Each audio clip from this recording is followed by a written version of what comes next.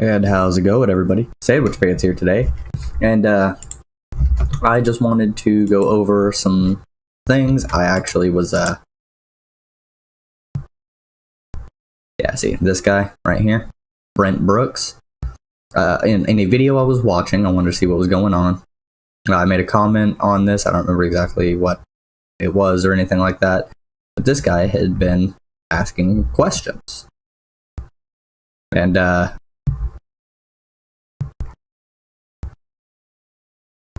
since I've already replied to a lot of them, it took a while to answer. I was busy streaming last night, and then I fell asleep. I woke up and realized I hadn't replied to him, so I went ahead and did that.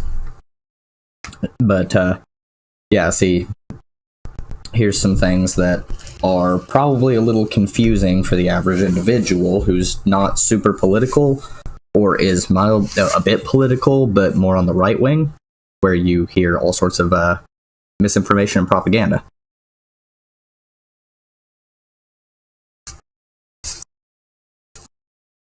So what I want to do here is go over why we need police reform of multiple kinds,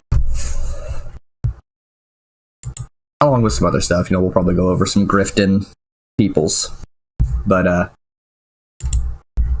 you literally just Google police unjustified shooting, and you get pages. So let's go ahead and go with this BBC article, because this, not American, so it's not some leftist thing.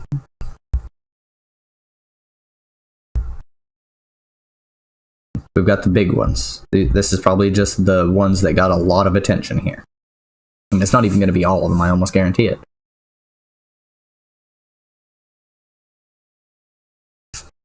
Eric Gardner, he broke up a fight. He was killed by police, choked to death.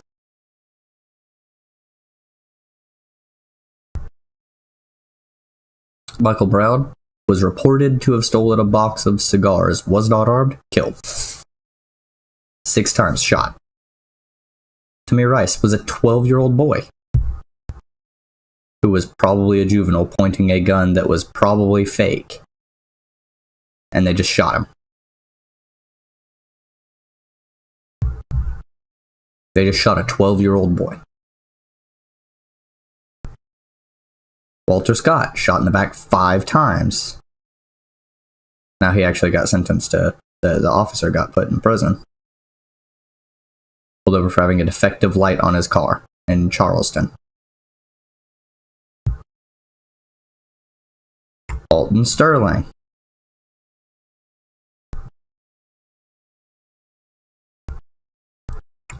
Philando Castile, killed while he was driving. Stephon Clark.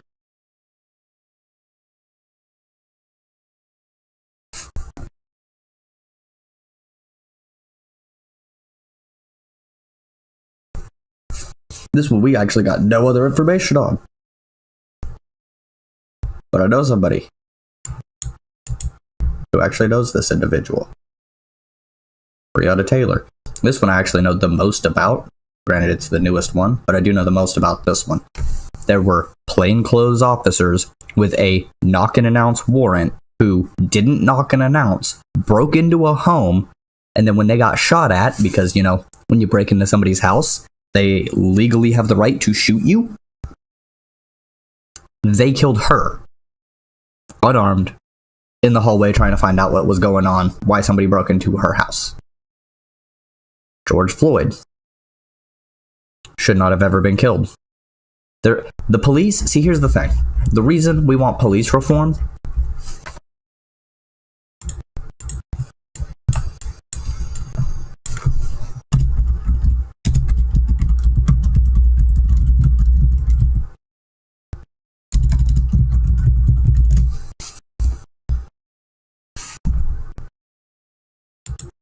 let's just go here.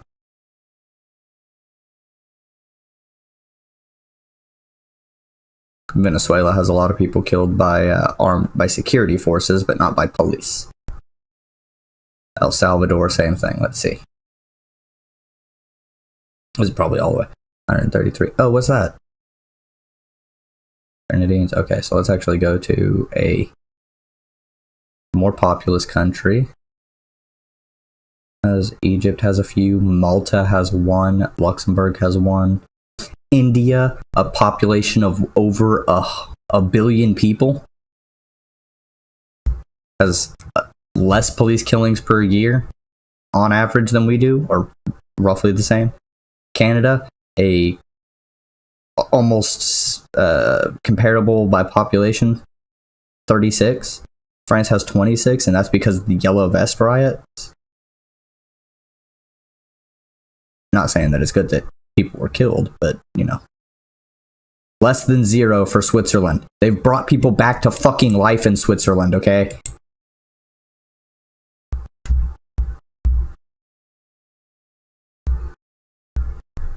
This line right here, police, none. None. None. We can achieve this parity right here. Japan, 2 people killed by police. We're twice the size. If we only had 4 people killed by police, I don't think people would be complaining so much about the police.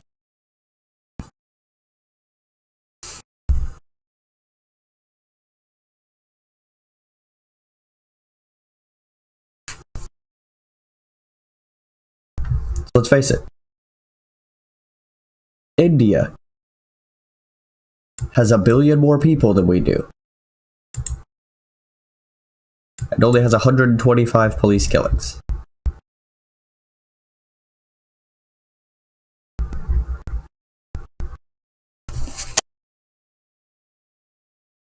Just saying. There's definitely something we could do about all this. News at northeastern.edu. This is the university. Yeah, sure, fuck off. I don't care.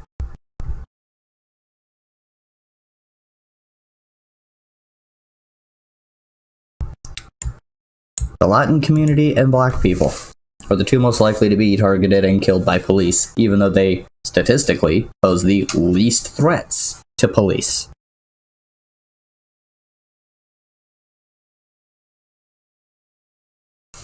It's not that complicated.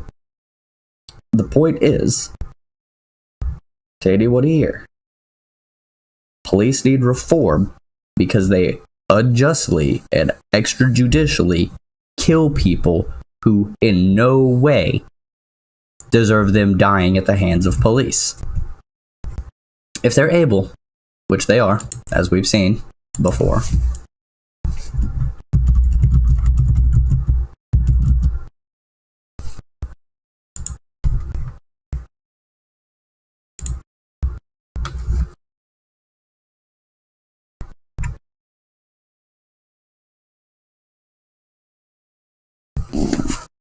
see this? This happened to a black man while 3 other officers watched. No, we'll allow it. Oh, wow. Meanwhile, either right before or right after, this guy, Sebastian Arzadon, killed multiple people, and then when he was caught by police, they gave him fucking water. Treated him with kids' gloves. This right here was absolute proof that police can handle dangerous suspects without resorting to murdering them.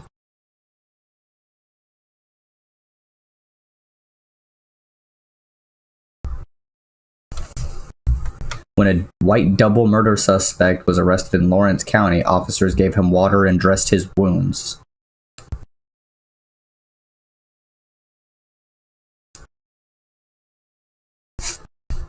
So yeah, just to point out,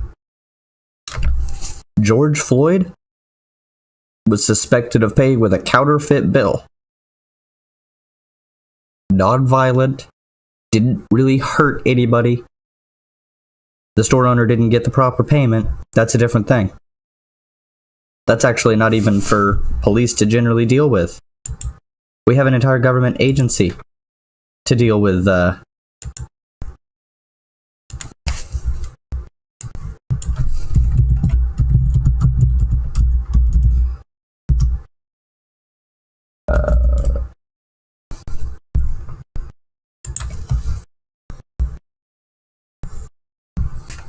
That's right. The United States Secret Service. The job that everybody assumes is just guarding the president. Its main job is to investigate counterfeit currency.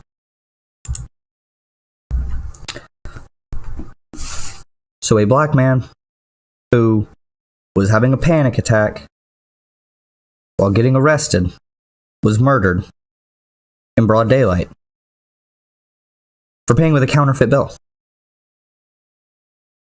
Meanwhile, this guy kills 2 people, gets gently subdued, and given water and treatment for his wounds.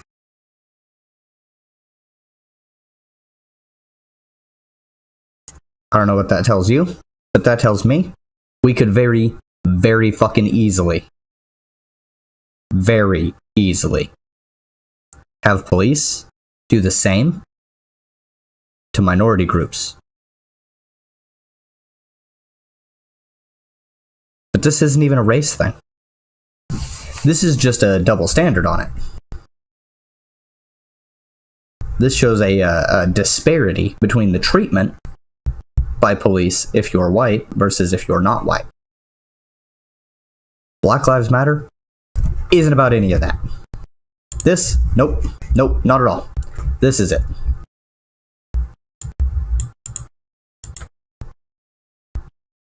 Because guess what?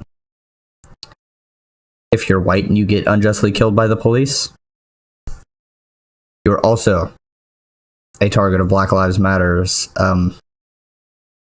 restorative justice campaign.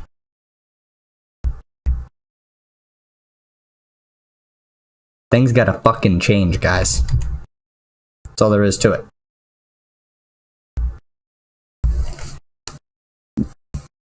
We don't need to get rid of the police. I know that there's the whole defund the police movement. That's part of the Black Lives Matter thing. Defund the police is not at all about completely stripping every penny from police budgets. Defund means less funding. Really, it's just a goal to push for if different departments don't meet certain standards, they don't get the full amount of funding that they should. And by that I mean they got to cut some officers so that each individual officer actually gets more funding. You know what I mean?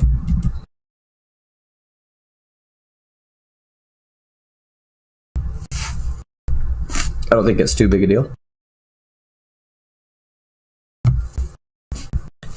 All of that ties in. The Black Lives Matter movement, defund the police slogan, and the ACAB, all cops are bastards thing.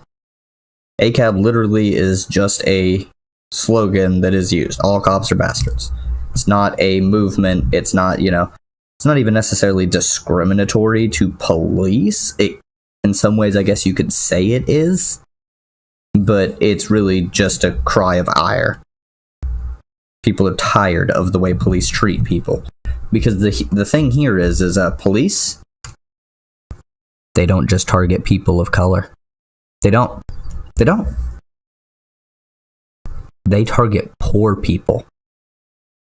If you're poor, the police hate you.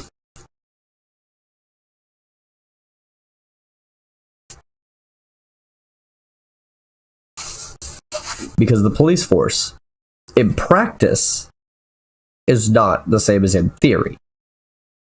In theory, they are supposed to be public servants who police their communities, who bring those who break the law to a court of justice, where the court is supposed to decide what is to happen. They're not supposed to fucking kill you. They're not. The military has stricter rules of engagement than the police force does.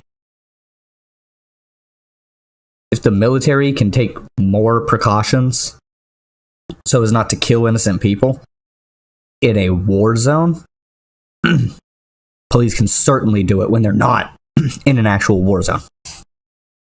The streets are not a fucking war zone, guys.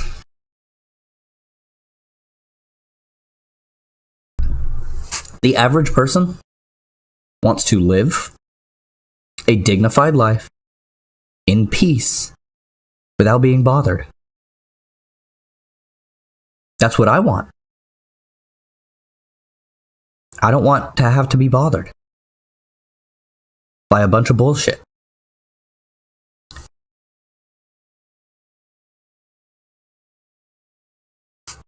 That's why I advocate for what I do. I want other people to have dignified lives.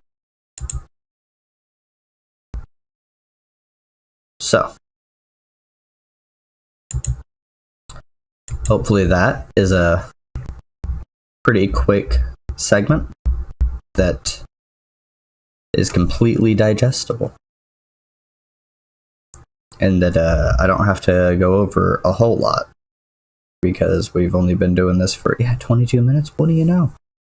What do you know? I managed to do it in 20 minutes. I could probably have done it in 5. You know what? I'm going to redo this kind of a segment, because this is just live off the cuff to answer questions of one guy on YouTube who had questions for me. So Brent, I hope you're in here. I really do. Because this is literally all for you. This entire segment is made specifically to answer questions you had, brother.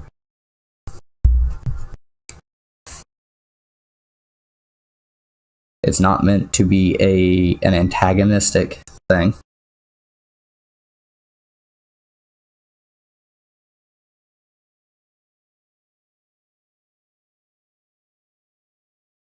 I mean, the antagonisms are meant to are already there. We're not trying to antagonize with the ACAB, Black Lives Matter thing. That whole, it's not an antagonism. It's a pretty descriptive statement. Black lives do matter. They are disproportionately targeted by police.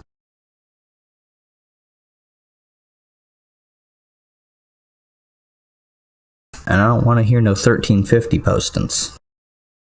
Because I can answer those too real quick. As a matter of fact, I could probably write up a quick little script and do a 5-minute video and PragerU some people's fucking channels. Quippy little 5-minute videos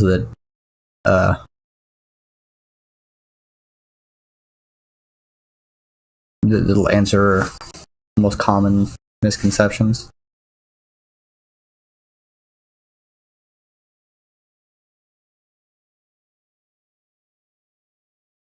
We'll take a poll on it or something on Twitter.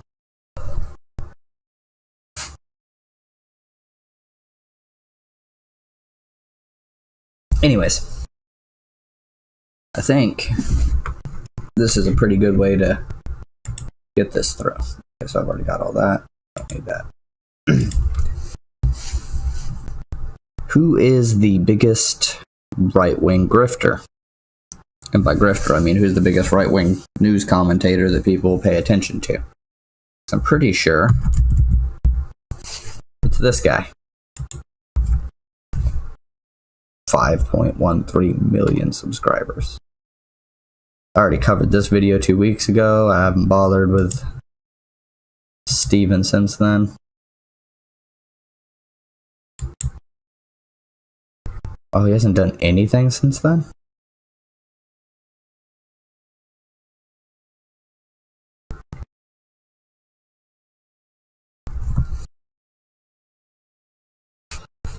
Ah, God. Damn it. Okay, so he hasn't done anything. Who's next? Benny Boy.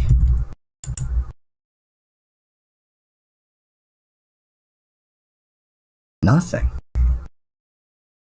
3 days ago. Well, I guess it's celebrating. Well, what a loser.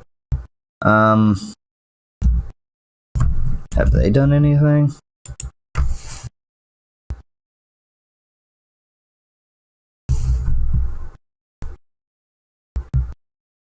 No, you actually don't. I will answer that right now. You don't have to pick one.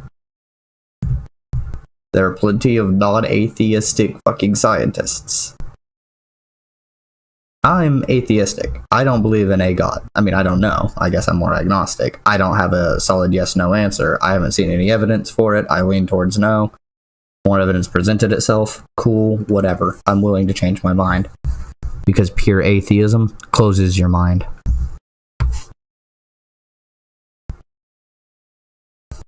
But also pure fanaticism for a religion closes your mind. That's where the horseshoe theory actually is in closed minds.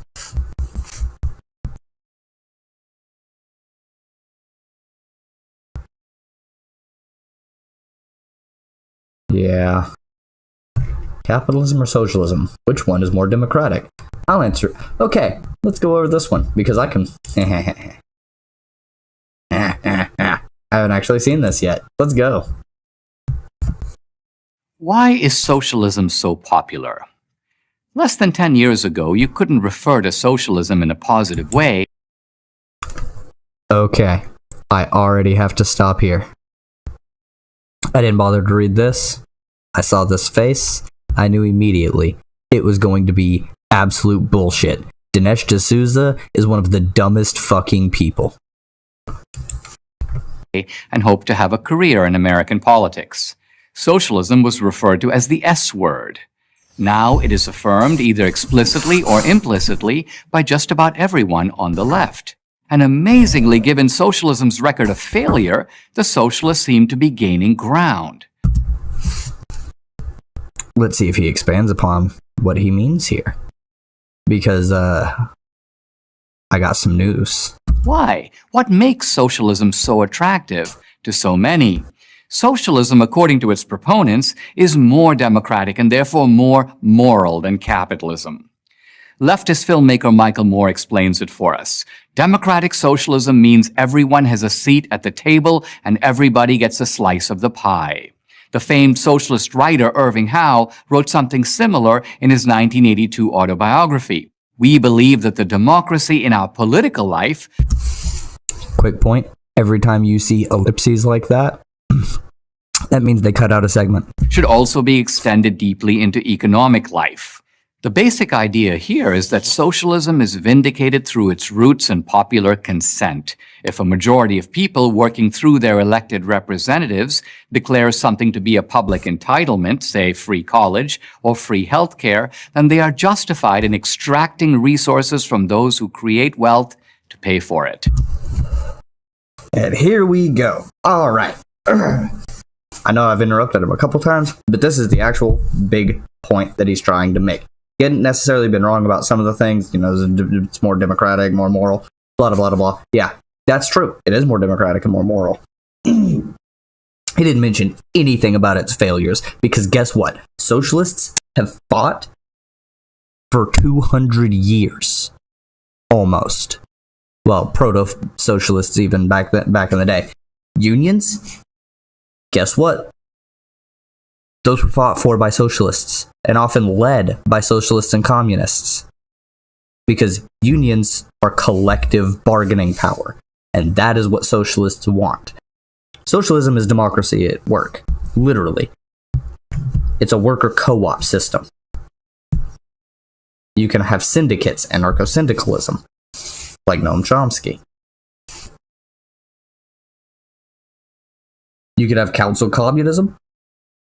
You could have a vanguard party, which I'm not a, there's a lot of different branches here. But here's where they definitely lie to you. Those who create wealth are the workers. It's called the labor theory of value.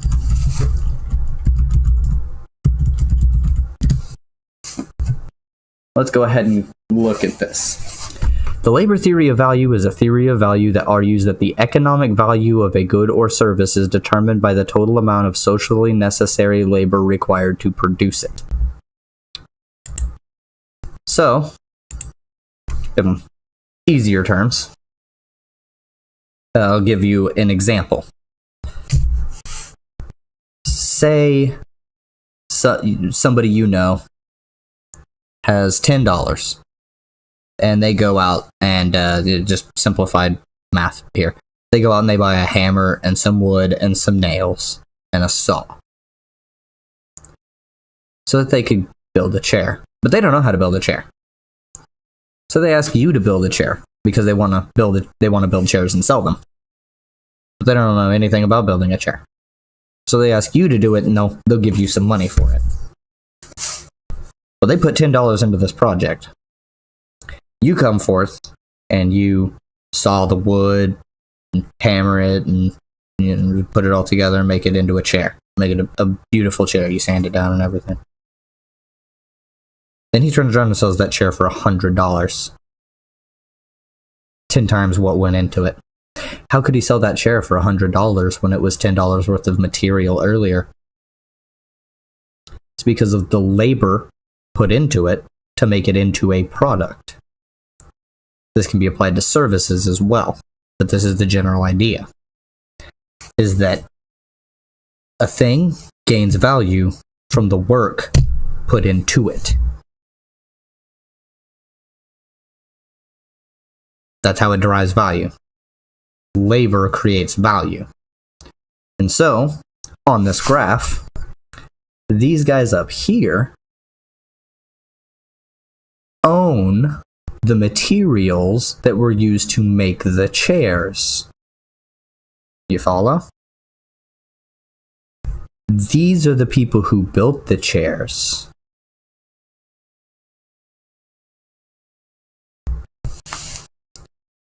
The people at the bottom created the value. The people at the top extracted that surplus value and added it to their pockets while giving you a meager subsistence.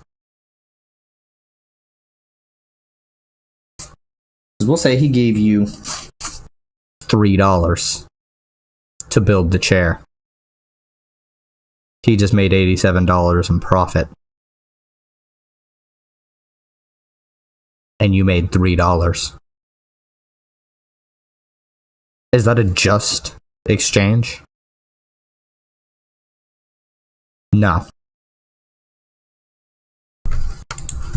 As Nathan Robinson argues in his book, Why You Should Be a Socialist, the moral imperative is to place the economy under the control of the people. Sounds good, at least superficially, until you dig a bit below the surface. First, what direct control do the people really have over any government institution? What control do the British people have over the National Health Service? What control do Americans have over the Department of Motor Vehicles or the U.S. Post Office? Here we go. None of the places are socialist. They're democratic. They're social democracies, which means that they have government taking care of some necessities through tax dollars, as opposed to it going to like foreign wars and shit like here. I'm in favor of a national healthcare system, and obviously the post office. No, we don't have any current say over them, because the economy isn't democratically run. It isn't owned by the people. Thus, we don't have the ability to tell the government what needs to be done, because the government follows the big money. And if there is no big individual money, no Jeff Bezos is around. Not that, I'm advocating for anything to happen to him, but if we didn't have people with that much individual wealth, the government would be more inclined to be listening to the people, because the people are the ones who own the industries. They listen to the people who own business. So this is a complete non-starter, because none of the countries that he's listed are socialist. The answer, of course, is none. Given its practical impossibility, genuine Hey, Brent. I've been going for the entire time I'm here. Talking solely about stuff that you were wanting. Do you want me to go back over it again real quick? I think I can condense it down into a quick couple of minutes.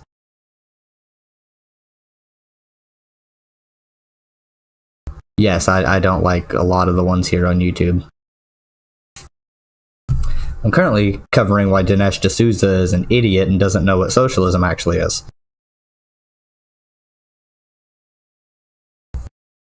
So let me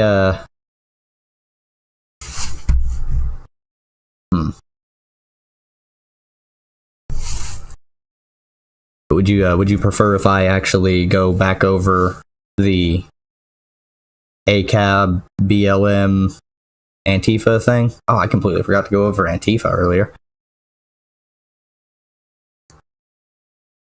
Because I can point you to a few good sources and have you look into a little bit more on your own, but I can give you some groundwork stuff real quick and easy. As a matter of fact, let's do that real quick. We can come back to this. We'll actually restart this video now that Brent is here. We'll go back there. By the way, Prager used a whole bunch of liars. So let's go with I already sent you this particular link, but we can open it back up. We can open this up. We can open this up. I think that's 3 pretty decent sources, because we've got the Scientific American, we'll accept the cookies, which goes over the number of unarmed black people. Data collection was in this area was a blind spot until Ferguson.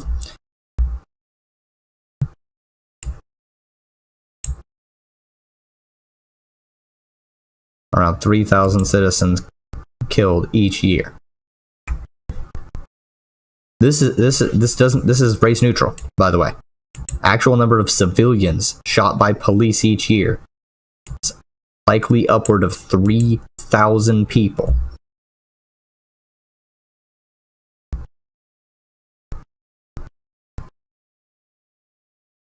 Five plus. A little bit of background information here, Brent. I live in Oklahoma. I was born and raised here. My southern neighbor is Texas, so that's a thing. I'll give you that much information about where I live, and information that because of learning and looking into different things, I've fully become committed to the idea that communism will be the thing that takes over at some point. I think we're quite a ways off from that now. I'm not thinking that we're going to have some sort of overthrow of capitalism and go into a communist state or nothing like that. It'll be gradual. It'll take time. But eventually, humanity will reach it. Do you like Star Trek? Because that's it's pretty close. They don't have money in Star Trek.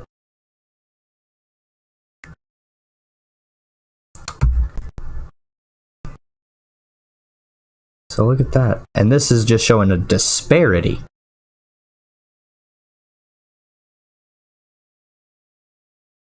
96 black men per 100,000 are at risk of being shot by the police, more than twice the risk relative to white men. And women are just much lower across the board. Women are deemed non-threatening generally, and so aren't targets of violence from police very often, at least not in that regard. When it comes to rape, whole different statistic. This is just about physical non-sexual violence. Being shot and killed, mostly. But it happens to everyone. It does. So we're not saying anything about a racial dichotomy here. I mean, it obviously is disproportionately more black people getting shot. But again, it does happen to literally every single demographic. And so, Black Lives Matter was a rhetorical trick, a slogan developed to get people thinking, oh, Black Lives Matter, what's that about? Granted, some people are very reactionary or definitely want to point people into a direction that is not what is intended. There's not a race war thing here. Black Lives Matter is just think, oh, what's going on with that? You Google it or something, and it pulls up well, originally, results are much different. Now you're going to get like a whole bunch of the protest information or the organization that formed it. But originally, you were supposed to just get statistics about police shootings of all groups, all demographics, and how it's just a big thing that's not like 1,165 killings in 2018.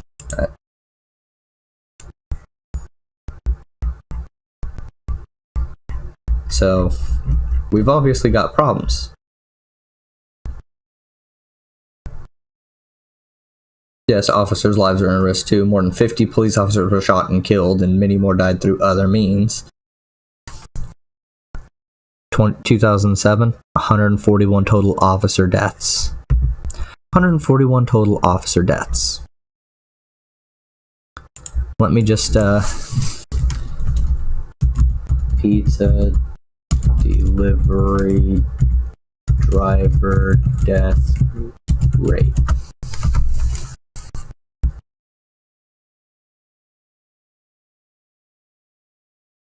$38 deaths per 100,000 workers.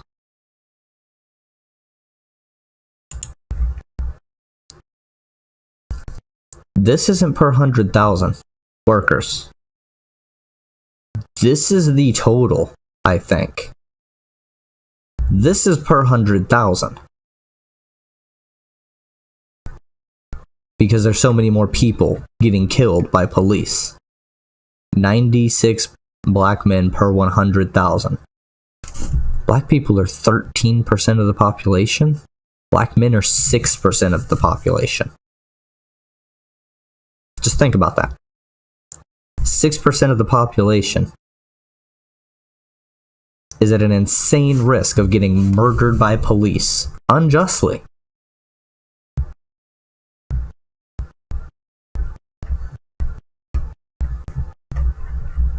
I'm pointing that out just so that you think about the racial element here. Because it is an impact. It's not the only thing. The overall movement is about this graph as a whole, not this line on the graph.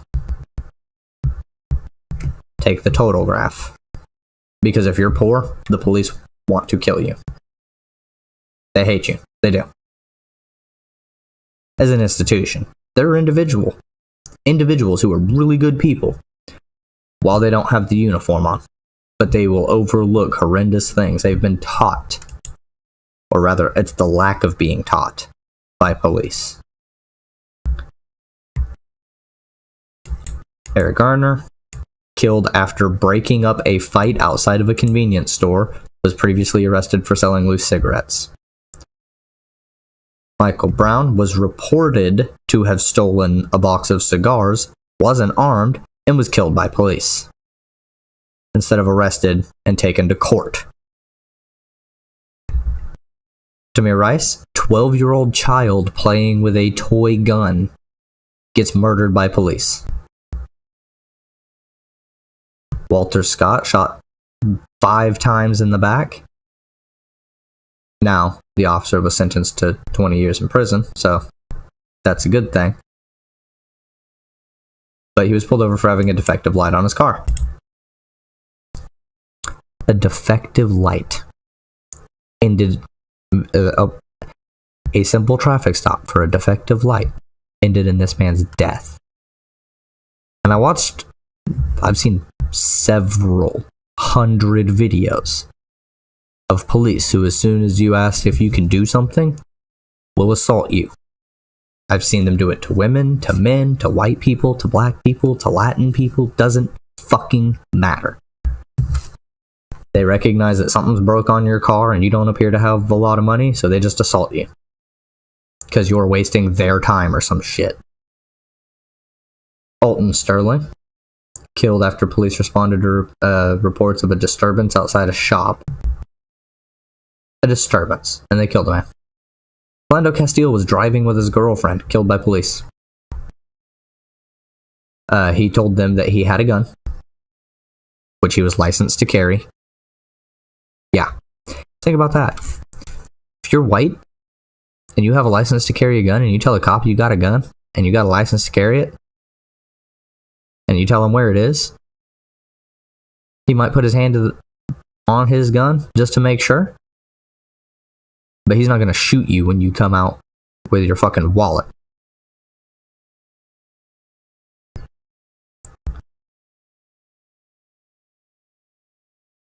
Oh, and he got cleared. The officer did. Of murder charges for shooting a man who was reaching for his wallet. Stephon Clark was shot 7 times by people, by police investigating a break-in. According to people I know who are related to Stephon Clark, he was there visiting a friend or something, and somebody else was trying to break in, but they got him out of there. I don't know, but as far as I know, nah, he didn't break in anywhere.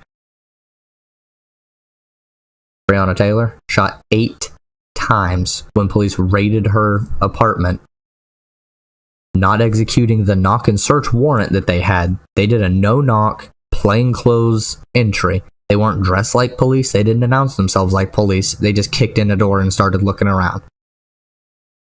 Her current boyfriend started shooting at people he thought were trying to rob him.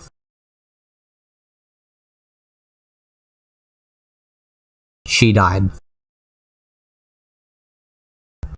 He was cleared of murder charges because he was defending his property from police who broke in, not wearing uniform.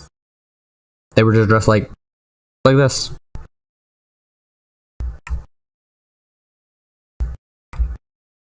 George Floyd supposedly paid for something with a counterfeit bill,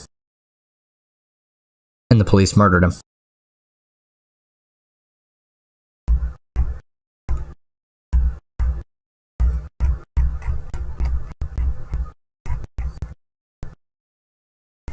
This is what sparked the whole movement. This whole thing. It's a buildup. Because it's been going on since before 2014. But 2014 and a little bit before is what really got people to start paying attention. But it's been going on for hundreds of fucking years. Police have been unjustly targeting people, mostly people of color. I want to show you a little thing that people generally don't know.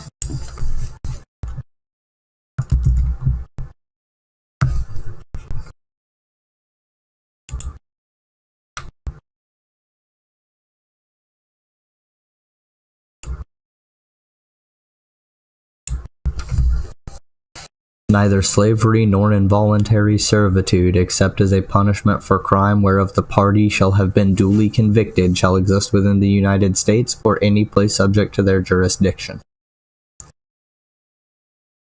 I don't know if you know what that means, but the way that this is interpreted is that if you're in prison, you can be subject to slave labor.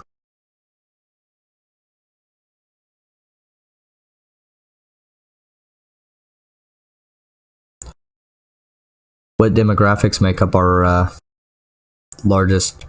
make up our prison population? What are the biggest ones?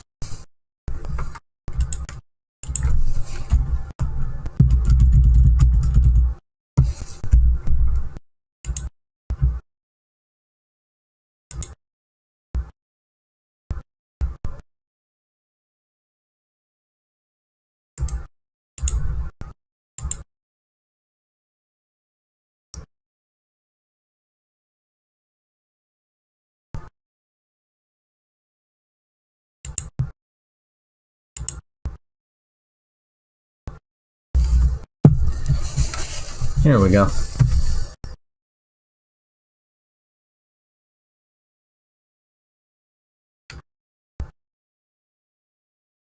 We have more people in prison than anyone. Any country on earth, including authoritarian China. Including India. Both countries have a 1 billion plus population.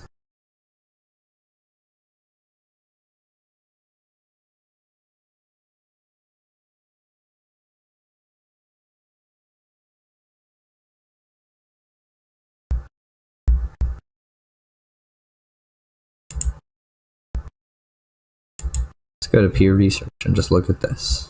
This is actually what I want. Hey look, the gap is lowered, although the Latin communities has gone up. I guess the number has gone down. But still. Black and Latin people make up a majority of our prisons. There's quite a few white people there. That's 2007 to 2017.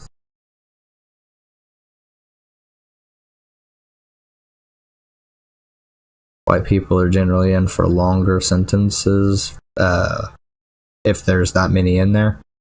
And by longer sentences, I mean they do like worse shit overall than what black people are getting arrested for. They're cycling through systems a year, 2 years at a time. There's languishing here.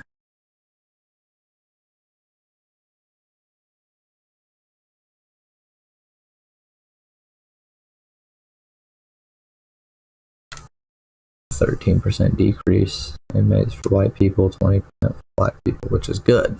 Good, that narrowed the gap, but still.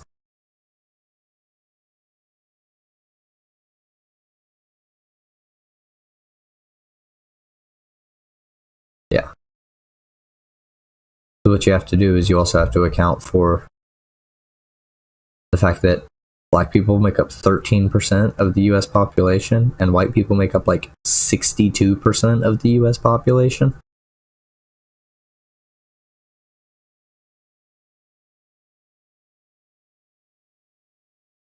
So, come on now.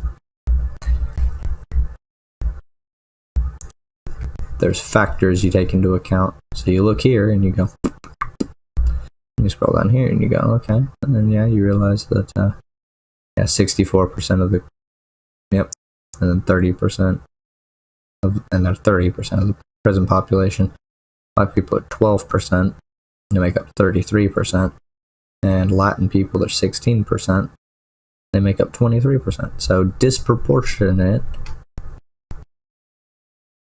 overrepresentation in prisons. So that's what we got there.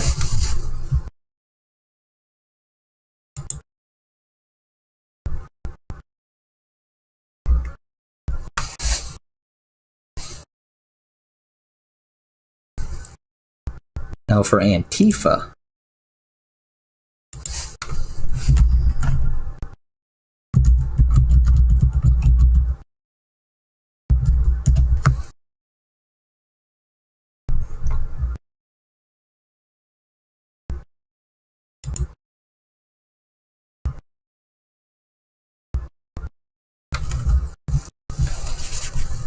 Okay. Anti-Fascism is a somewhat complex political and philosophical theory, because there's a lot of different ways you can go about it. Anti-Fascism's core tenets are anti-militarism, because we don't like war, and we don't like nationalism.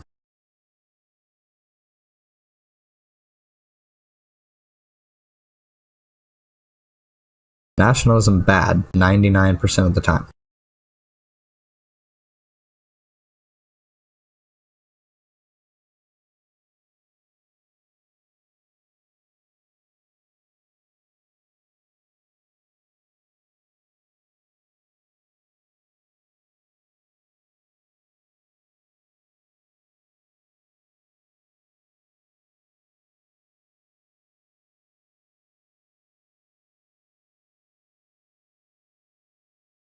Yeah.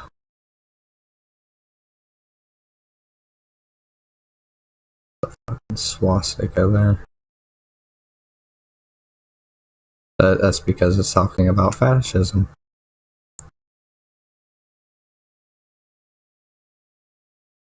A symptom of sexual repression. That's true, yeah. If you're sexually repressed, you're more likely to be a fascist. So, unite against fascism, skinheads against racial prejudice. Hell yeah.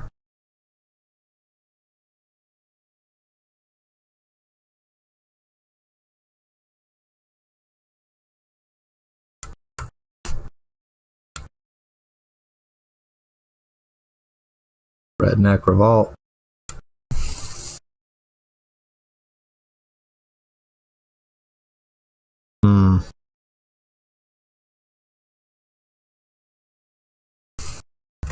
Yeah, they're mostly white because redneck, but you know, they're not racist as far as I'm aware. I ain't had no interactions with Redneck Revolt. I'm part of our revolution, and you know,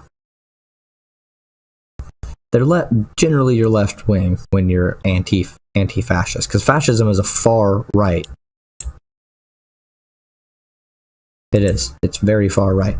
Here, let's look at fascism.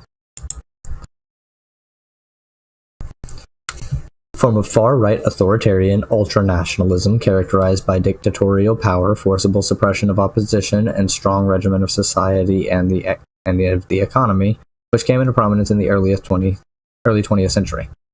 The first fascist movements emerged in Italy during World War I before spreading to other European countries. Opposed to liberalism, democracy, Marxism, and anarchism, fascism is placed on the far right within the traditional left-right spectrum. Because liberalism is, you know, democracy and shit like that. Democracy itself, they don't like Marxism because Marxism has a lot of tenets in it, and I can go over those if you would like. I actually have, I don't know if you could see it here, but I have a whole document that I've been working on.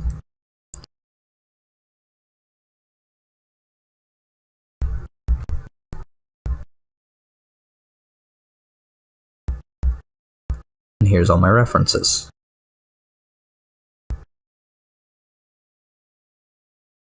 I chose 45 references.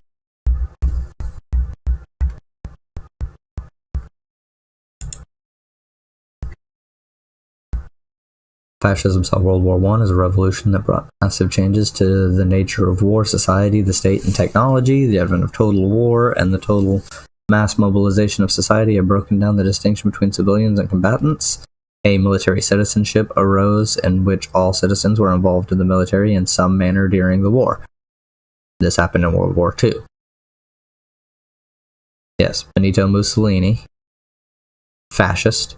Adolf Hitler, Nazi Germany, fascist.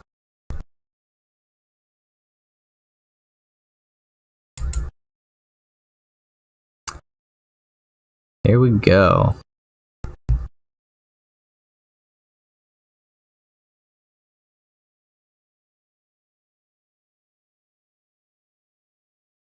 Published in 1931 under Mussolini's name, and was also mentioned in Gramsci's prison notebooks sometime between 1931 and 1932 while he was imprisoned by Mussolini.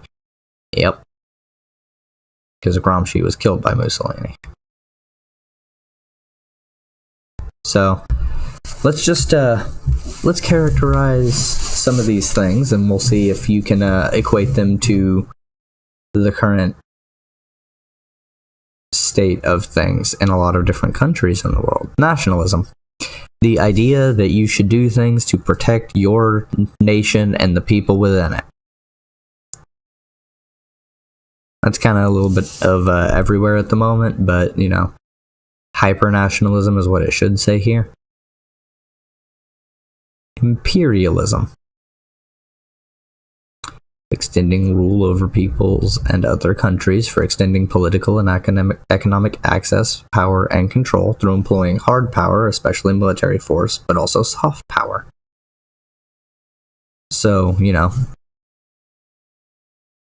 the current way that, say, America does things in, say, the Middle East.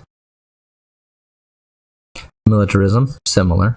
Belief in the desired government or a people that a state should maintain a strong military, capable to use it, you know, to expand your national interest and values, glorifying the military.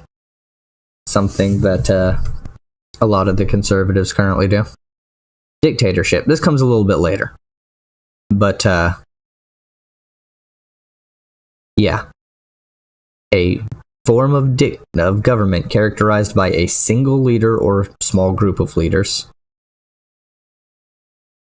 and little or no toleration for political pluralism, multiple branches getting in their way, or independent programs or media. Anything that doesn't agree with you is, let's go with the term anti-American, the enemy of the people. I don't know, do those phrases ring a bell? Anti-communism. I mean, to be fair, not everybody who's an anti-communist is a fascist, but all fascists are anti-communist. They don't even want to think about the idea. They call it immoral to want to like help each other, I guess, or some shit. There are a whole bunch of miscommunications there, or misunderstandings and direct lies. Direct action, they definitely, okay, so a direct action is a component of everything. You have to do things. Social interventionism, yeah, so they just want to like not let certain social things progress. They want to maintain very rigid structures of how things need to be. They want to this is a very poor yeah, this is a really poor way to go about it. We should just go with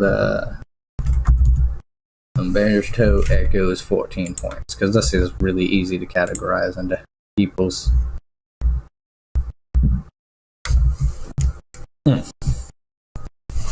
hallmarks of a fascist, right here. If you have one or two of these, you're not necessarily a fascist, but if you hit 60%, you're most likely fascistic. Culture tradition, so that you don't ever look forward, you only look at the tradition. You know, reject modernity, embrace tradition. You don't want social progress. Rejection of modernism. Reject modernity, embrace tradition. Two key tenets. It's a good way that they keep you in line. The cult of action for action's sake. So, you know, you just do things. Don't question it. Don't reflect on it. Thinking.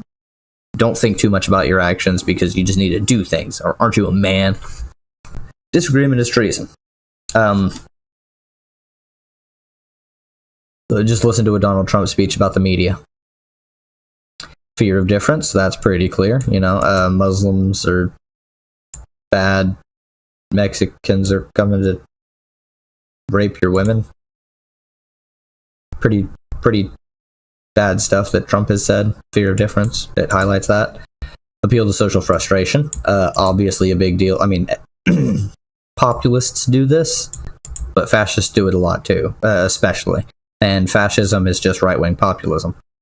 So they appeal to your social frustrations. That's how Trump got elected. Just think about his 2016 speeches. Go back and listen to one of those and then listen to a 2020 speech. The obsession with the plot all throughout 2016. Oh, they're trying to take me out with bullshit, blah, blah, blah, blah. Yeah, no. The enemy is both strong and weak. Antifa is going to destroy your way of life. They're going to take away everything. They're going to destroy God and everything you hold dear. But give me 30 minutes and I could crush them.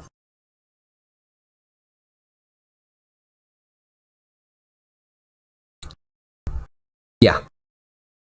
Pacifism is trafficking with the enemy, so if you don't stand with the fascists, openly against the people they call an enemy, then you are also an enemy.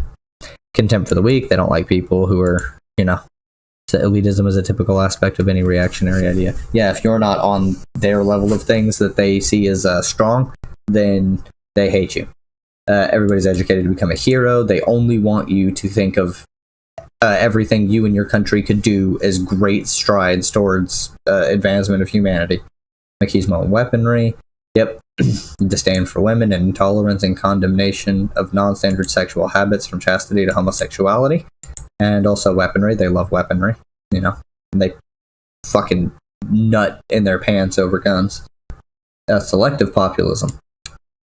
Big part of that. The rest of the appeal to social frustration is the selective populism element, where they will focus in on, like in Trump's case, the problems that white people face. And that's it. He doesn't give a fuck about anybody else. He selectively goes for white working class people's things. Like for their adoration. Newspeak, they want to limit your vocabulary. Okay, so examples of this happening where they're trying to limit the kinds of education you can get is trying to ban critical race theory and gender theories in federal institutions and anything like that. So, just a quick thing.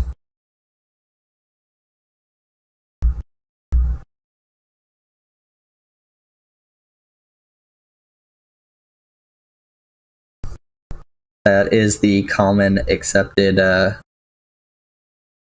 tenets of fascism. And anti-fascism is pretty modernistic. You just stand against what fascists do. You try and stand against their organization. You stand against their belief system. Being anti-fascist and opposing fascists using any means necessary doesn't make you a fascist, because you're fighting the fascists. It's a common thing that people try and say, especially people like PragerU.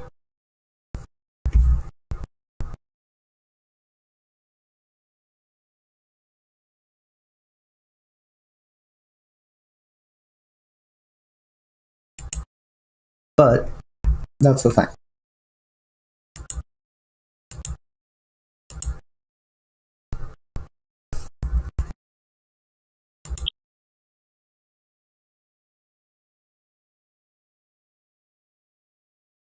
It's just now popping these up. Okay, right? I don't have a Twitch 31 minutes ago.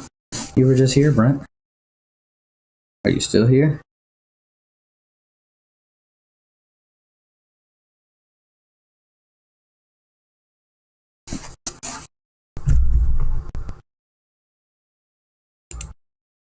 Yeah, okay, I got my mic done. Let's go. Why is socialism so popular? Less than 10. I don't think Brent's here anymore, and I've already covered most of the things you need for this. Yeah. Everybody here is dumb. Everybody that works for PragerU. Let's just dislike it and move on. We've already covered this. Okay, right here. Similar in his 1982 institutions is a mirage.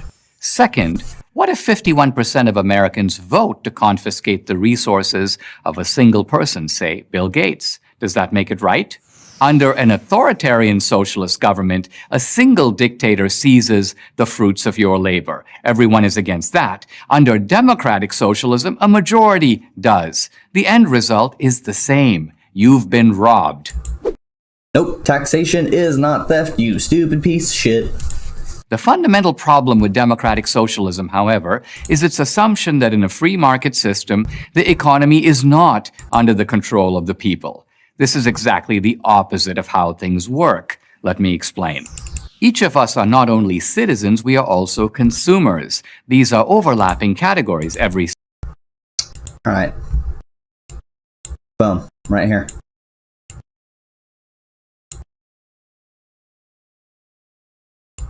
Boom.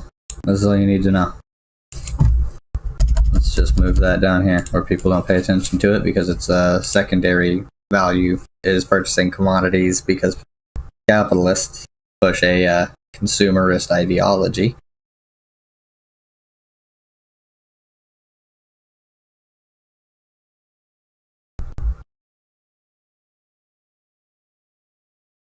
Thinking that they can just tie whatever value to their product and you would just pay it and they can even it out later. Problem with capitalism. But you don't own your fucking money. Citizen is a consumer, and every consumer is also a citizen. The consumer, like the citizen, is a voter. As citizens, we vote once every 2 or 4 years. As consumers, we vote many times a day.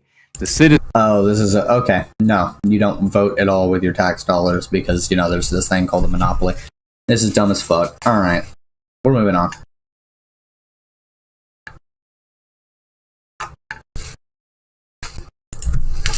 As a matter of fact, let me just show you this.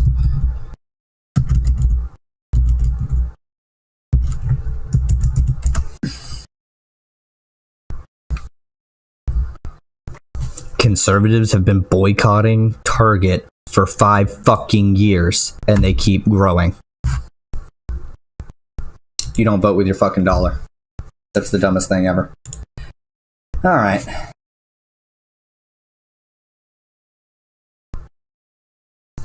We've been going for an hour. I've covered why Dinesh D'Souza's dumb. I've gone over Black Lives Matter stuff twice because Brent missed it initially. And so I redid it for him, because that's what this entire beginning of this stream was supposed to be for. Now, what we're going to do is close all of that, and we're going to go here. I'm going to get on some Minecraft, I'm going to have some fun, and yeah, I am going to take a break though, as of like right now. So enjoy the tunes, y'all.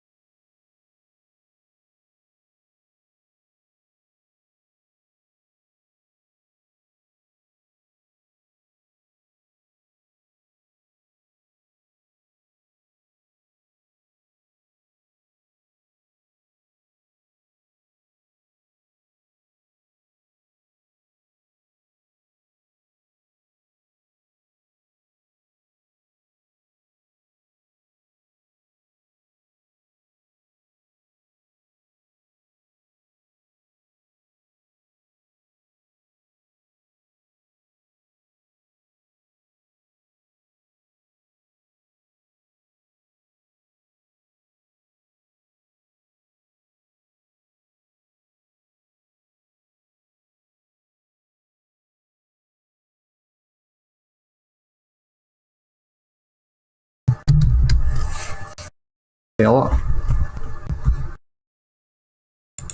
Okay. You're okay. I found myself a village in my single player.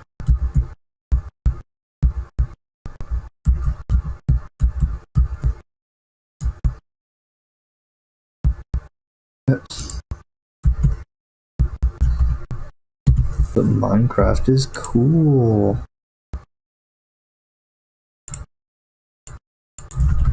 I don't know about life, but yeah, I did kick on. I did kick on a stream, and I've been streaming. I actually had somebody who I was answering questions for the beginning portion of the stream. Well, in a comments under another video, and I told him I'd answer him on my live stream, and he actually showed up. Yeah. Yes, but they're no longer here when I went to Minecraft. I answered what they were looking for.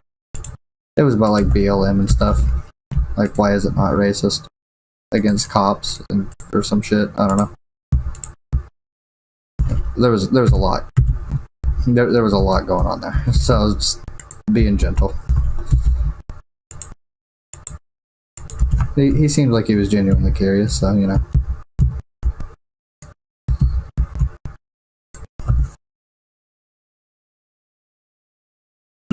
Yeah, you know, it's just outside of my tune into my stream real quick. I want to show you just what's outside of my village.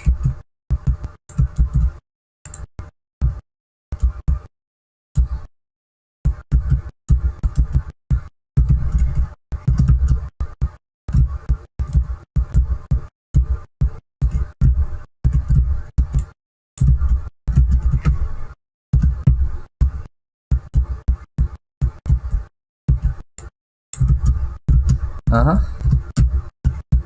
Oh.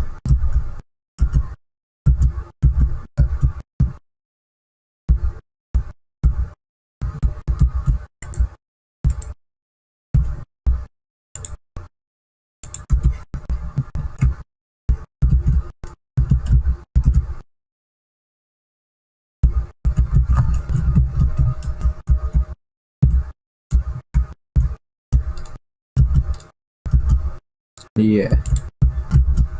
Don't you...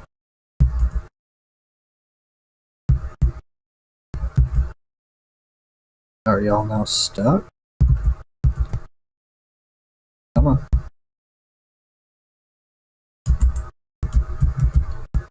Come on, dummies. Fucking villagers. I gave him a way out. I don't know what else to do for him.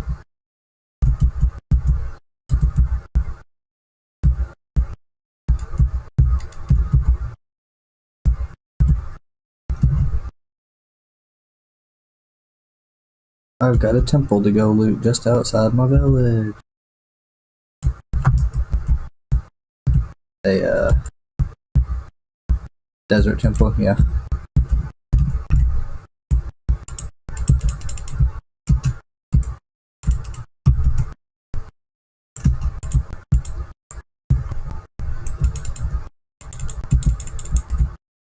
This could be my first step towards making an enchanting table.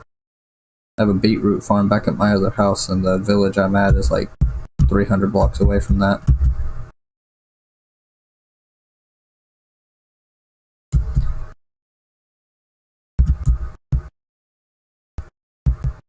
Alright, so don't dig the center one, dig out that one, dig out this one.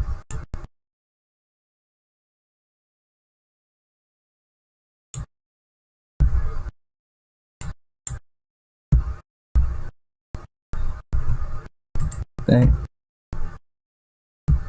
Okay, this is the one that I dug out, so I'll put 2 torches around it and break that one. Multi-shot enchanted book. Golden apple.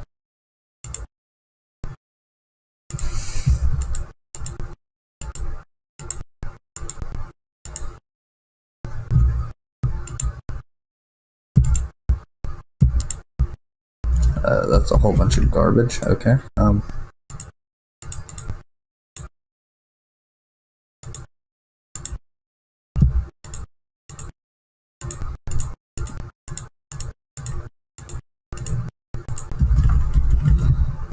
acquiring all this crap real quick, and then I'm switching.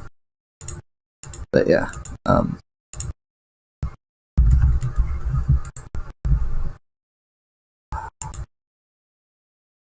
now invincible in the water. Dope.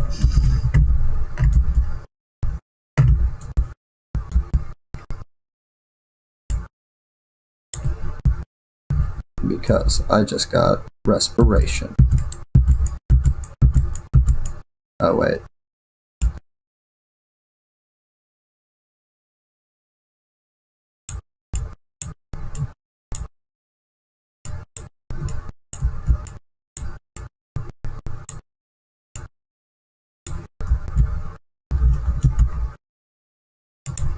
Get this rotten flesh out of here.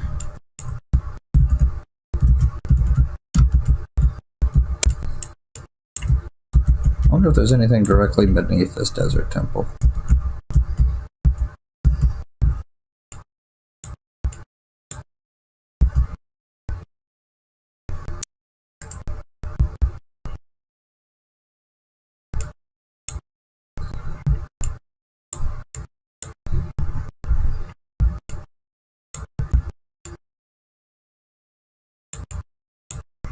Yeah, it doesn't look like there's anything directly below it, so let's jump up here, and then we jump up into our little cubby, and then we just get on out of here.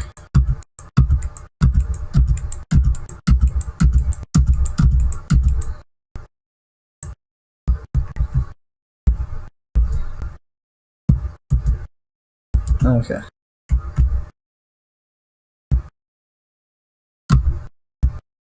I'm going back to my village, where I have a little house that I appropriated.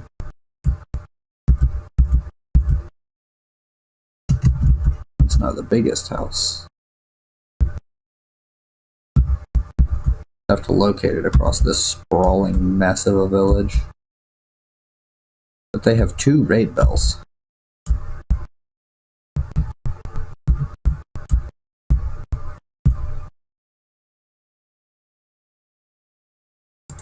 That means what?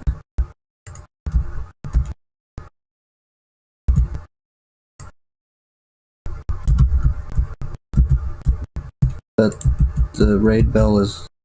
they're right next to each other. Okay, well, hey. I'm getting off of the phone to let the stream know that I'm going to take a quick break and switch over, and then I'll get on Discord. Alright, later.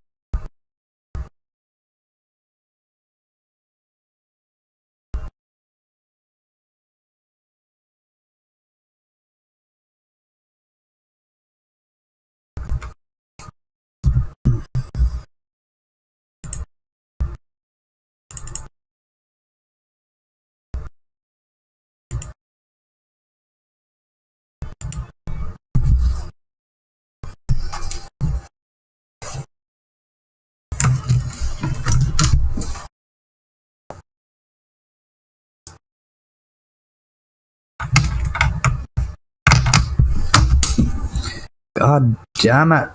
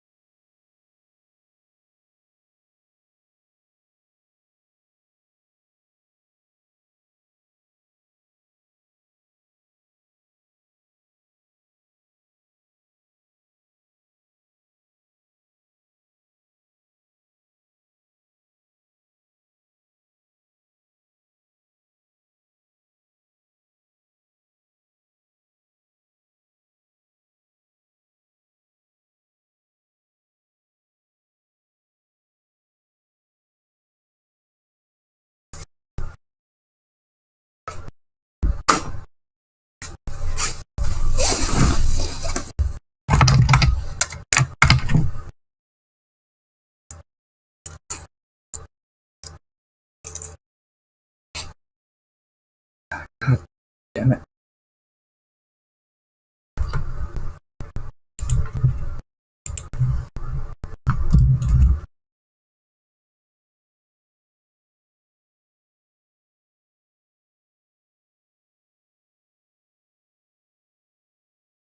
Yep, there we go. Chicken seed? Or, yeah, the fucking wheat? Yeah, there's plenty.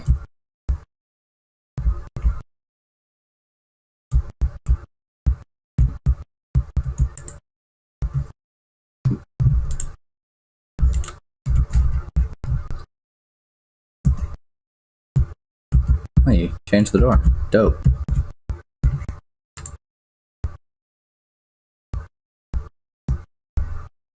Get out, guys. I got Diamond Horse.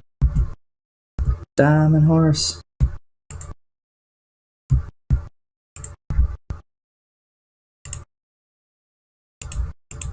Oh, yeah, I did.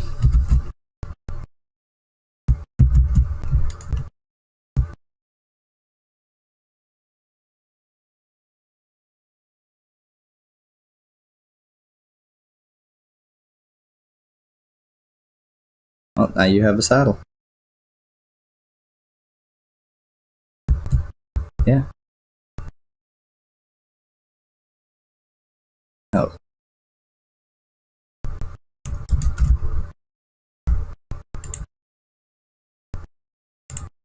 I need to do it now. Let me just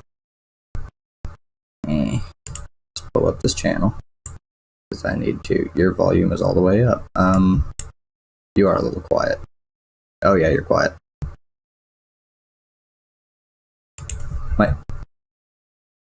Might just be me.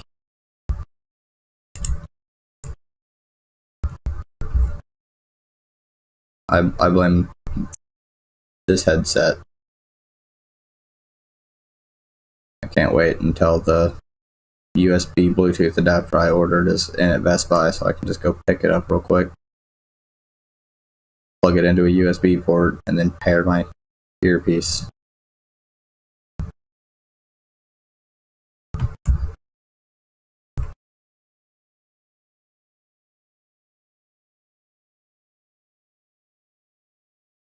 I'm about done feeding chickens. I'm at level 29 and about the 5th. No?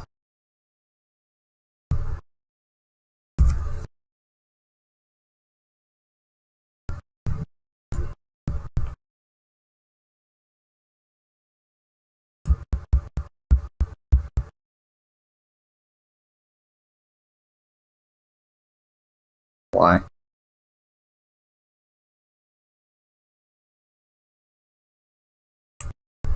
Is Affinity better?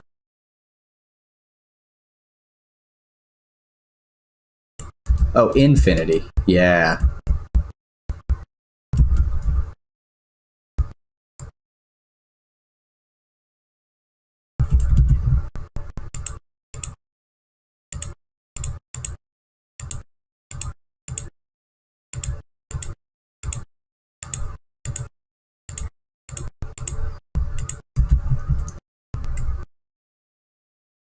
Egg machine gun, egg machine gun. There's no more villagers in the pen. I don't know what happened to them.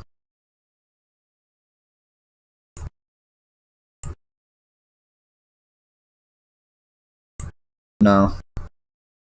I wanted to. Oh, I was very angry at them, but I didn't kill them. I wanted to.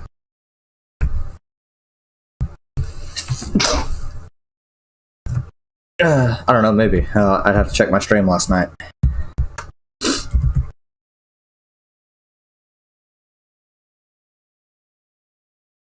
I hit them, for sure.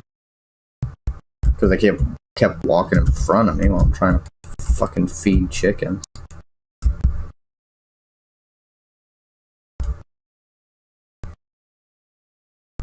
Yeah, with the nether root and the blue mushroom things.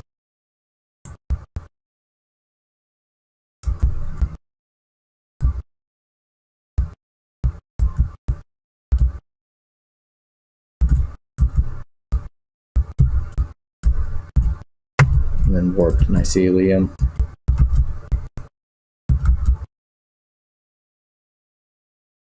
Oh yeah, nylium.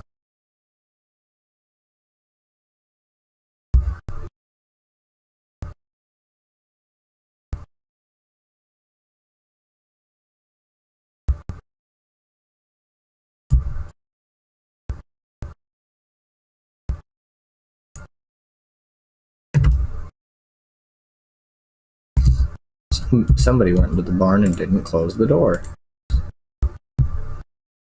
The barn? No. The building next to it.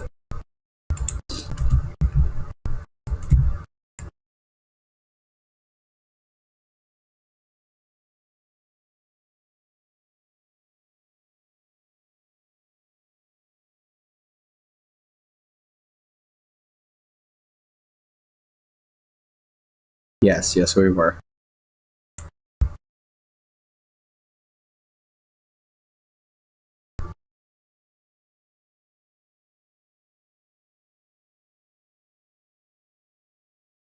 So close, come on, level 30.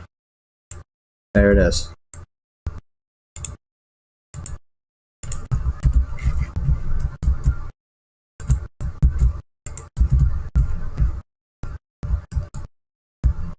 Nah. I wouldn't worry about it.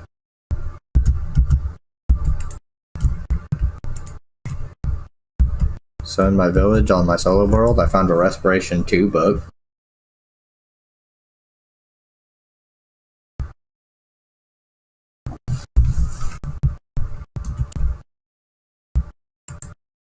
Alright, what am I looking for in here? Okay, so I got knockback. Oh, ew. My level 30 enchantment for my sword is knockback 2. Yeah.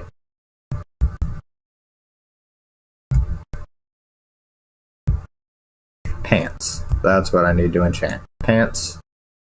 Helmet. No. Pants. Helmet.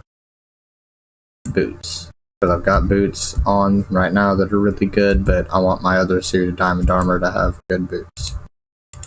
What can I get on the pants? I'm breaking 3, fire protection 2, or projectile protection 2. The helmet I can get aqua affinity protection 2 or projectile protection 2. And the boots I can get protection 3, projectile protection 3, or protection 1.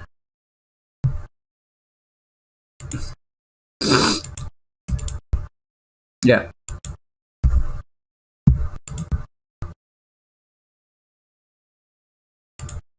On the helmet or on the boots. Oh, the helmet's level 30 is aqua affinity, which we have books for. Let me go ahead and check what I can put on a book just to be sure. So, I'm breaking 3 on a book. Which I might do just to see what I can get on the boots afterwards. Then I'll have we have the book anyways. We can put it on something if we need it. I think that's actually the smartest play.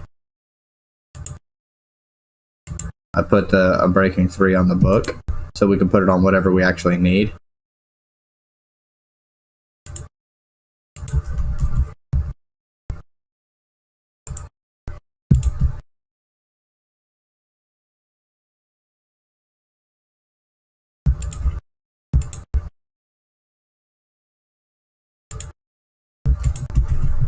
It's a good question. Can I put it on my shield? Yes. Yes, I can.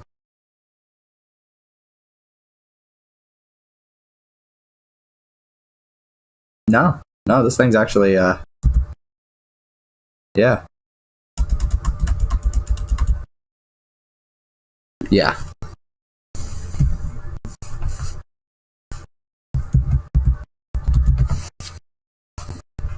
I think so.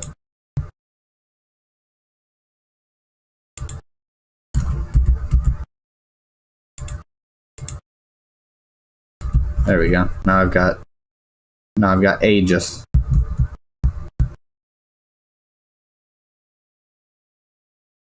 Look at my shield. My shield is amazing.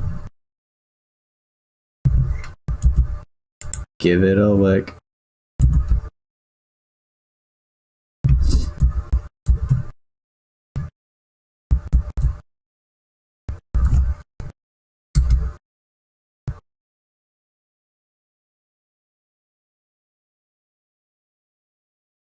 Yeah.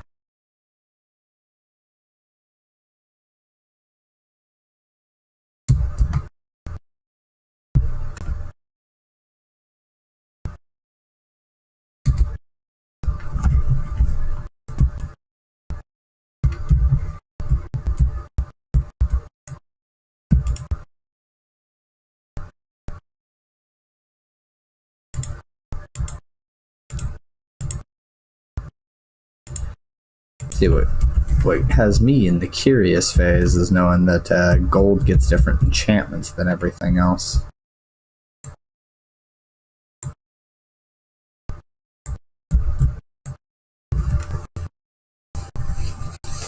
Which I did not know initially.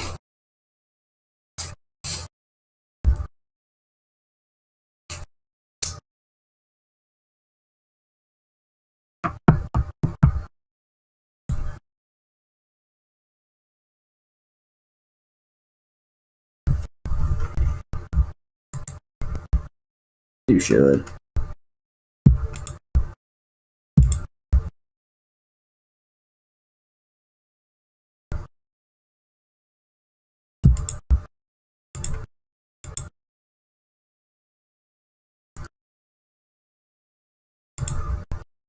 I'm gonna put my diamond sword in the box because it's not enchanted, just a diamond sword. So what all am I wearing? My gold pants, that's right. Bro, these gold pants have been dope. Yeah, they're fire protection 4 on breaking 3.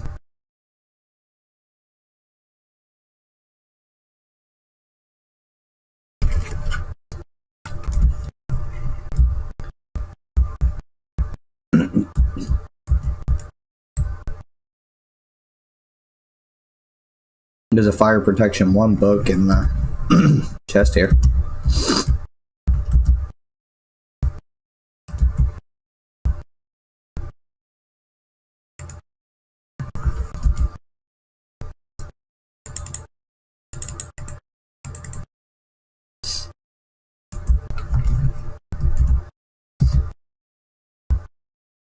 So do you want to go back into the nether to go to our...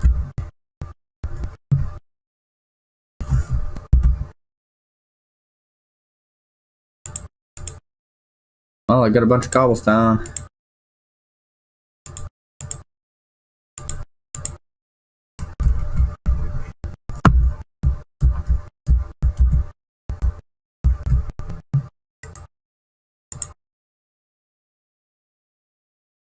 Yeah, probably.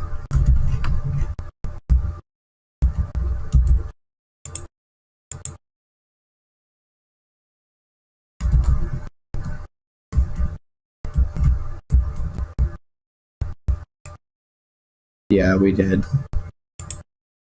That was just poor foresight.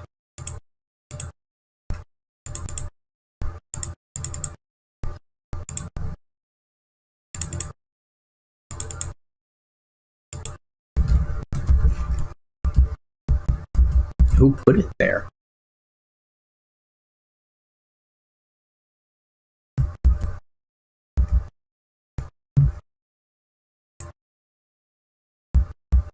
On the plus side, I still have...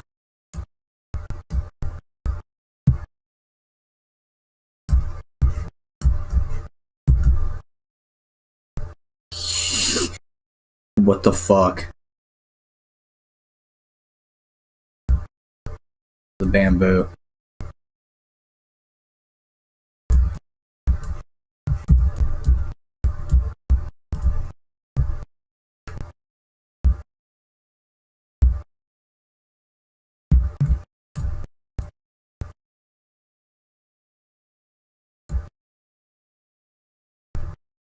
No, I'm not cutting it down. I just came to look at it because that's almost as tall as this fucking spruce tree.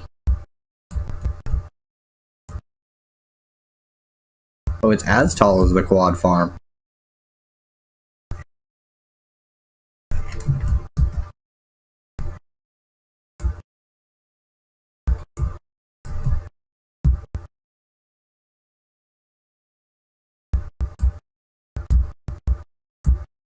They're like the same height.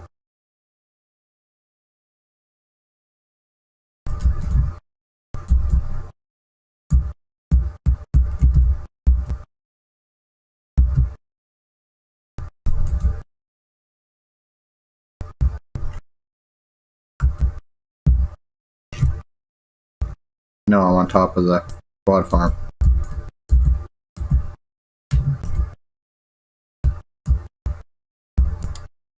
Yeah, they're the same height, except for this one right here.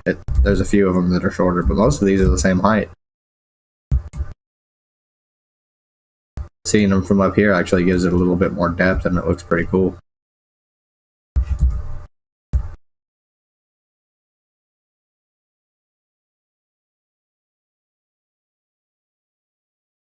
That'd be cool.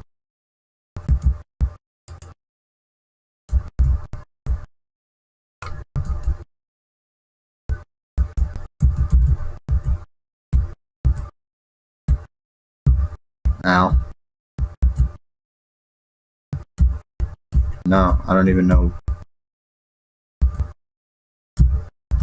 God damn it, dude. Just go up in one line.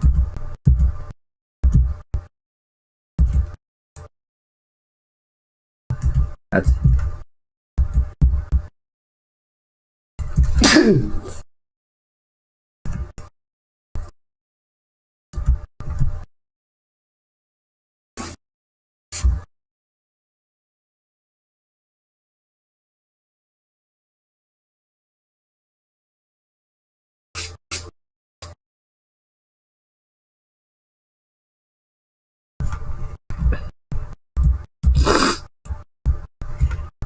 Okay, just continue breaking your ankles like it doesn't matter at all, whatever.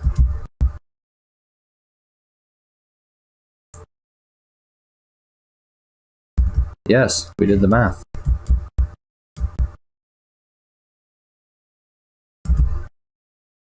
88,000 tons. Yeah. 88,000 metric tons.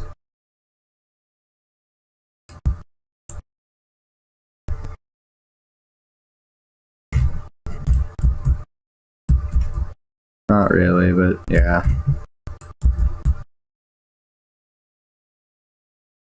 No, I'm just terrified of the nether.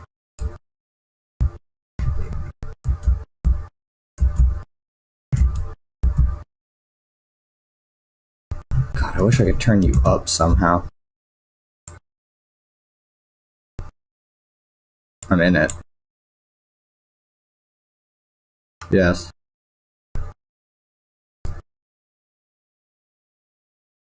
I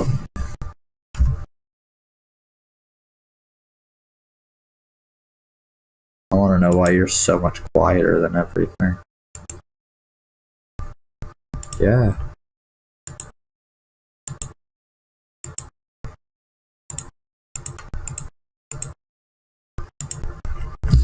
Yeah, it's difficult to hear.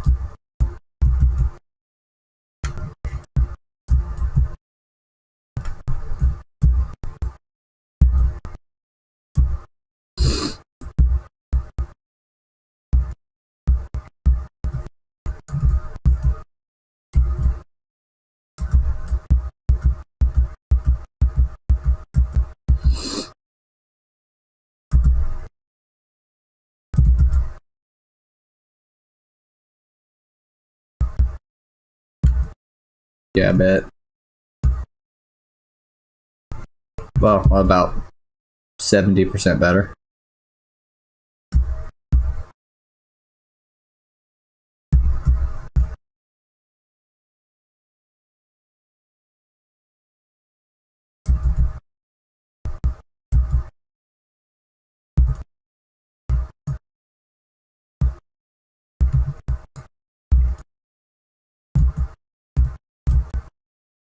I'm just meandering around in our spot right outside the nether, right inside the nether.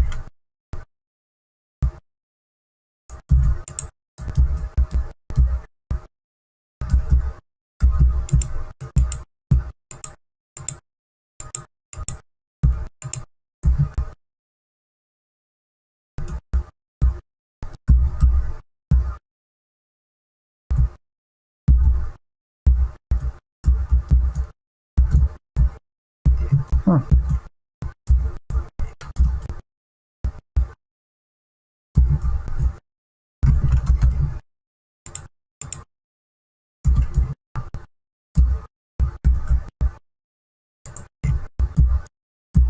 Yeah. Fortune toi.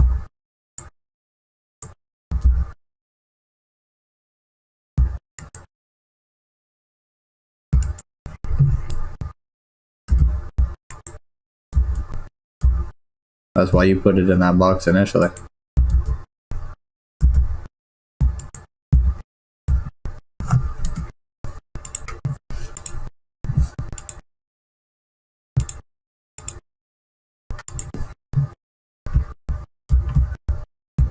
It was in the box next to the door. Or in the adventuring gear box. I have mine on me.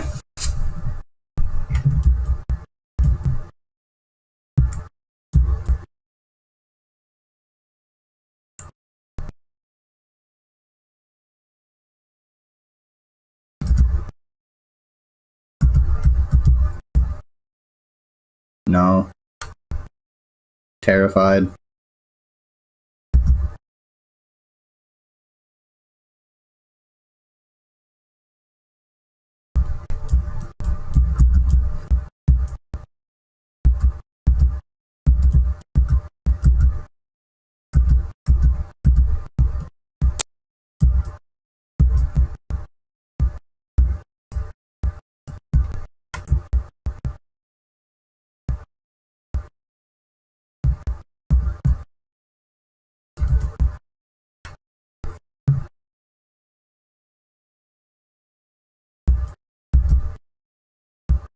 Oh, there goes that crafting table.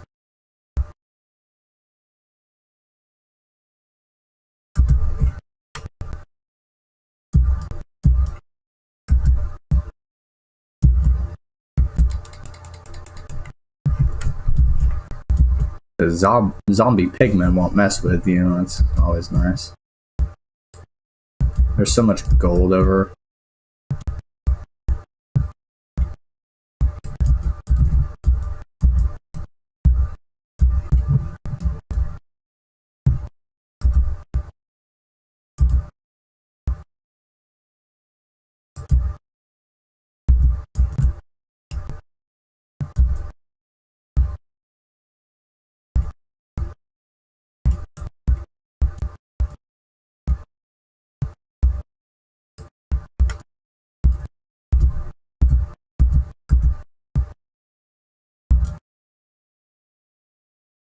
I'm directly above / behind you. So.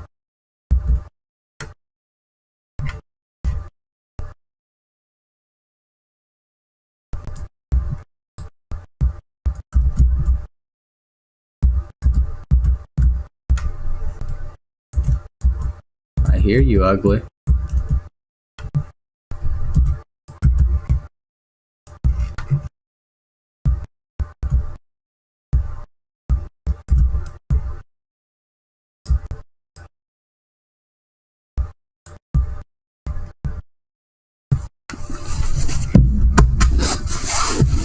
Okay, so zombie pigmen are officially, according to the subtitles, zombified pigmen.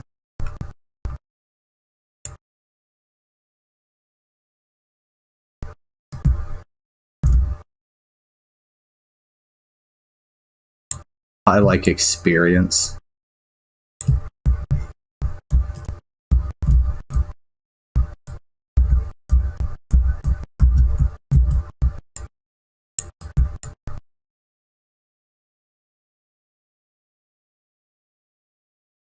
Probably.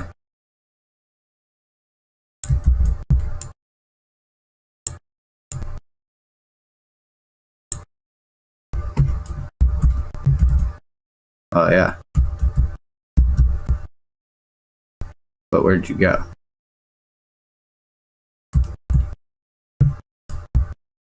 No, I don't. There you are.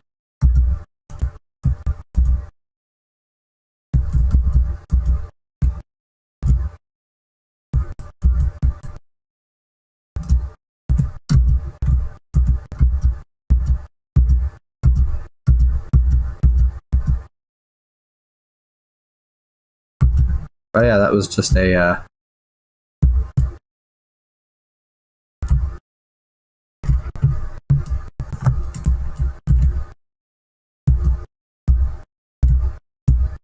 is that a magma cube?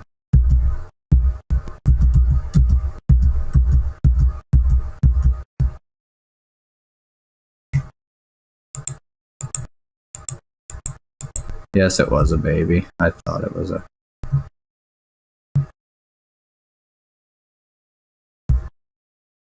No.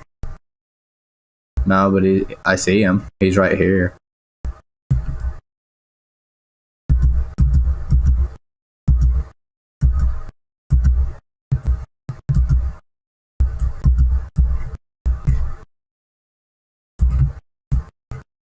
Up here.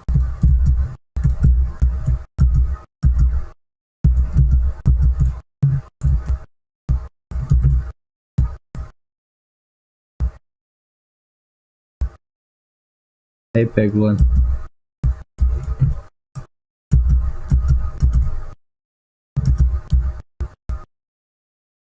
Hey, Piglin.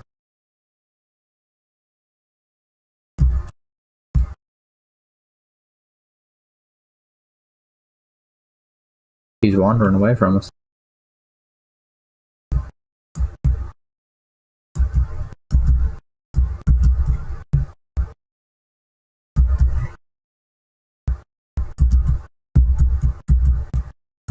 There.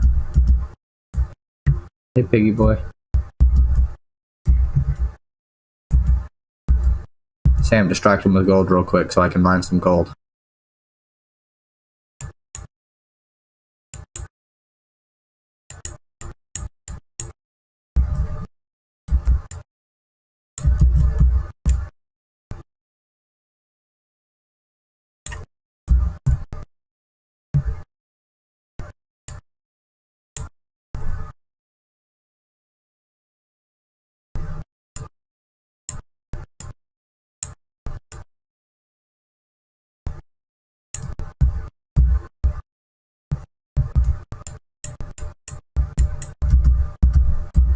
Okay.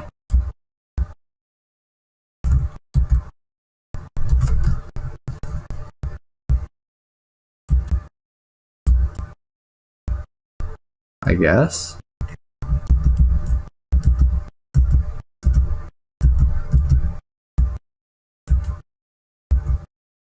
Should I kill it?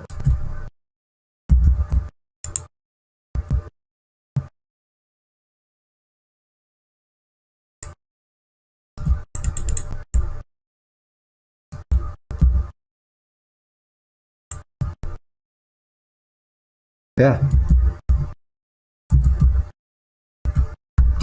No. Yeah.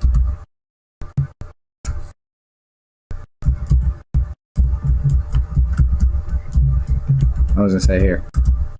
I'm gonna toss these gold nuggets and gold down for you. Gold nuggets. Wait. Let me do this the proper way so it's not just...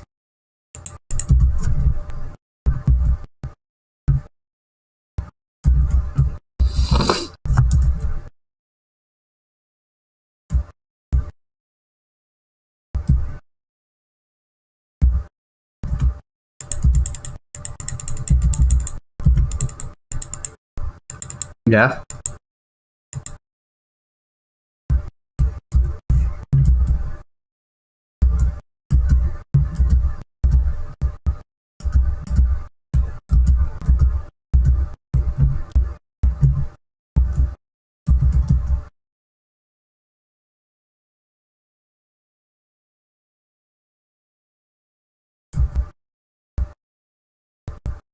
Yeah, we went up that way though.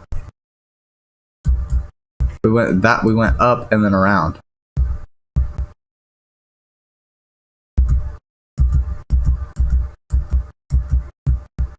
No. Back up into the other Nylean forest behind us.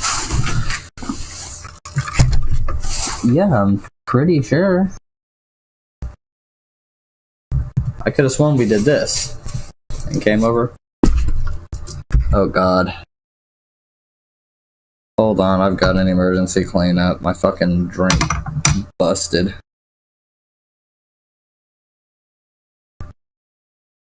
You know. I'll be right back.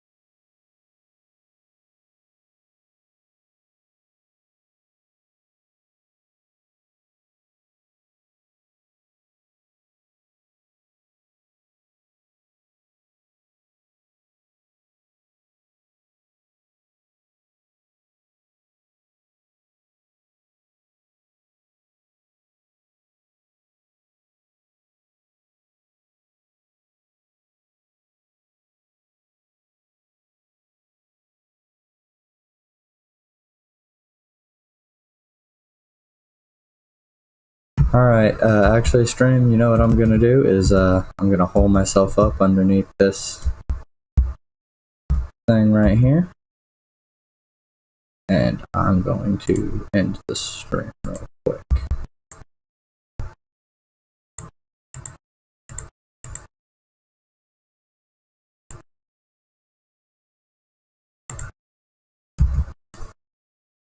Okay, well, I am ending stream. I want to step out, take a second.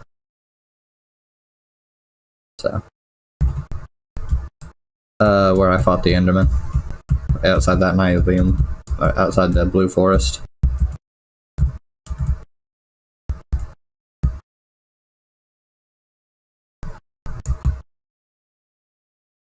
Okay. Yeah, 3 hours and 13 minutes. Should be good. Alright, thanks for tuning in, everybody. If you like what you see, or, you know, you kind of go ahead and hit the button, the subscribe, the comments, do the things that normally are done on a YouTube video. You know, argue with me or don't. I don't care either way. Take care. Have a good night. Let's improve life together. Later.